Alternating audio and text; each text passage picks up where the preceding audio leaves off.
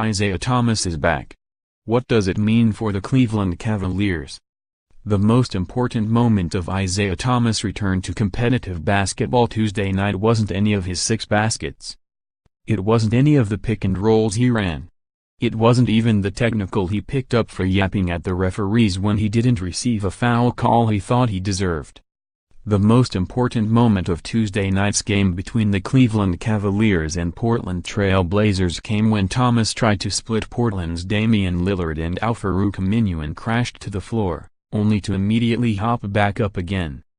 Over the past several months, as Thomas has diligently rehabbed his injured hip and waited to make his Cleveland debut, no amount of controlled workouts before games or at the team's practice facility was going to simulate how Thomas's body would hold up under the rigors of NBA competition, when the opposition is going full speed with the intent to stop him. So the fact Thomas showed no ill effects of that spill, not to mention the one he took following an and-one layup a few minutes later, made his opening act as a member of the Cavaliers an unqualified success, with Cleveland's 127-110 victory serving as icing on the cake. Thomas' final line, 16 points on 6 for 12 shooting overall and 2 for 7 from three-point range in 18 minutes, is irrelevant. So, too, is the fact Thomas won't be playing in Boston on Wednesday night, as Cleveland makes its first of 2 visits to Boston's TD Garden this regular season. It's a short-term disappointment from a narrative perspective, but unquestionably the right decision not to subject him to that kind of stress and intensity so soon after coming back. The 100 questions that will define the NBA in 2018. But with a successful debut behind him, and with an expected return to the starting lineup coming Saturday in Orlando, the focus now shifts from the anticipation of what Thomas would look like when he finally returned to what Cleveland will look like now that he has. The truth is, for as good as Thomas is as a player, the benefit he'll provide to Cleveland is less than what he would bring to most teams. His biggest contribution, the inclusion of another 25-point scorer into Cleveland's offensive attack, is a surplus on a team that even before he came back was already the 3rd best defense in the NBA, trailing only the Golden State Warriors and Houston Rockets. And his biggest detriment, his defense, will do nothing to help Cleveland's biggest issue, a defense that was tied for 22nd in the NBA before allowing 110 points to Portland on Tuesday night. That's why Thomas's impact in Cleveland will have to come in more subtle ways. His return means some of the scoring and creating load that's been borne by James so far this season can be lessened, something the Cavaliers need to do to ensure James has as much energy as possible come late May and early June. At the very least, it should allow the Cavaliers to play James fewer minutes, though whether the world's best player will allow that to happen remains to be seen. Thomas coming back will also mean Cleveland shouldn't have to play either Jose Calderon nor Derrick Rose at all, which, in the aggregate, will be a significant positive even before the obvious benefits to having Thomas on the floor. Much has been made of Rose's lengthy absence because of a sprained ankle.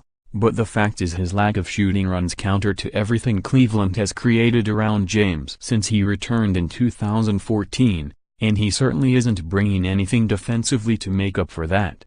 Ultimately, what Thomas does is increase Cleveland's margin for error. Without him, their most likely outcome for this season was a 4th straight trip to the NBA Finals and a 3rd loss in 4 seasons to the Warriors.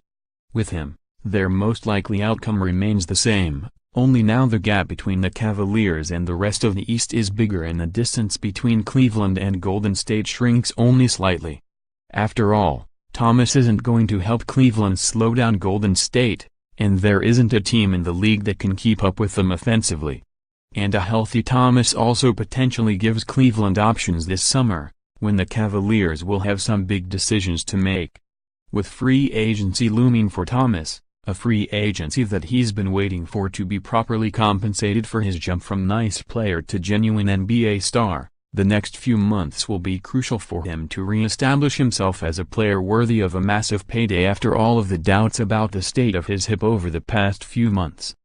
Traditional big men, nearly extinct in the NBA, nevertheless pack the 2018 draft class. Those months also will be crucial for Cleveland to evaluate Thomas.